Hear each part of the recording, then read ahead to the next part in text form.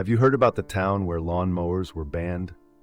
Welcome to Grassville, where a bizarre law aimed to protect native plants unexpectedly outlawed lawn mowers.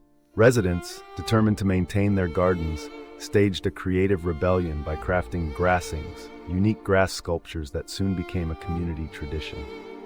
As the movement gained momentum, it attracted media attention, showcasing the town's remarkable creativity.